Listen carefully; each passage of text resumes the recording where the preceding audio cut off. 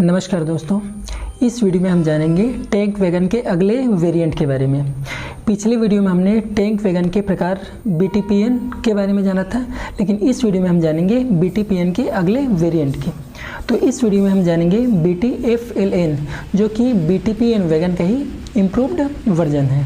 BTFLN का मतलब क्या है, उसमें कौन सी बोगी उपयोग की जाती है, उसमें स्प्रिंग अरेंजमेंट क्या है, या कि जो वेट होती है, टेयर वेट, पेलोड या फिर ग्रॉस वेट, वो कितनी होती है, उसकी जो डायमेंशंस स्पेसिफिकेशंस होती है वह कितनी होती है, इन सभी चीज़ के बारे में इस वीडियो में हम जानेंगे। तो चलिए शुरू करते हैं। मैं हूं हरीश और आप देख रहे हैं रेलवे नॉलेज।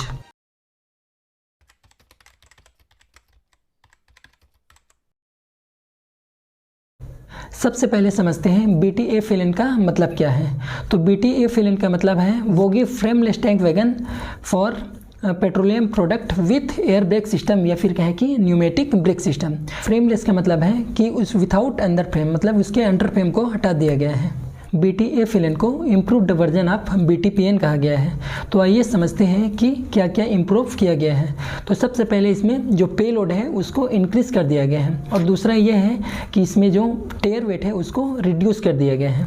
BTPN का जो पेलोड था वह था 54.28 टन, जबकि BTFLN में उसको इम्प्रूव करके किया गया है 57.95 टन। BTPN का जो टेयर वेट था वह था 27 टन, जबकि BTFLN में उसका टेयर वेट है 23.53 टन।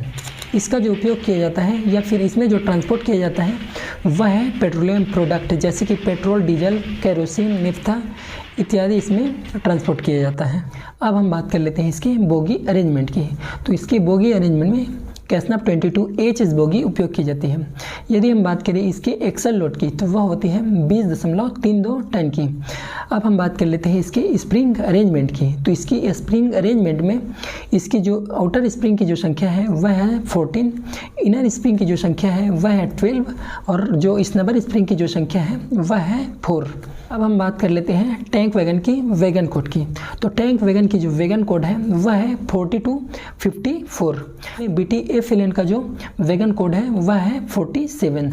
टैंक वैगन की जो कोडल लाइफ होती है वह होती है 40 ईयर्स की। इसमें मॉडिफाइड ब्रेक सिस्टम का उपयोग किया गया है, जो कि है बोगी माउंटेड ब्रेक सिस्टम की। यदि हम बात करें इसकी वॉल्यूम कैपेसिटी की तो वह है 76,000 लीटर। अब हम बात कर लेते हैं कि इसमें जो एक रेक में जो वैगन की संख्या होती है वह कितनी होती है। तो इसमें जो वैगन की संख्या होती है वह होती है 51। अब हम बात कर लेते हैं इसके मैक्सिमम परमिसिबल स्पीड की। तो लोड और एम्प्टी दोनों कंडीशन में इसकी जो मैक्सिमम परमिसिबल स्पीड है उसको रखा गया है 65 किलोमीटर पर आवर की। अब हम बात कर लेते हैं इसके वेट अरेंजमेंट की, कि इसका जो खाली में भार है या फिर लोडिंग में इसका भार है या फिर टोटल वेट कितनी है इसके बारे में। तो इसकी जो टेयर वेट होती है, खाली में भार होती है, वह होती है 23.53 टन, और इसकी जो लोडिंग कैपेसिटी है या फिर कहें कि जो पे लोड है वह है 57.95 टन। यदि हम इसकी ग्रॉस वेट की बात करें तो वह है 81.28 टन। अब हम बात कर लेते हैं इसकी लेंथ, विड्थ और इसके हाइट के बारे में। तो इसकी जो लेंथ होती है, लेंथ ओवर हेड स्टॉक की, तो वह होती है 11,491 mm की।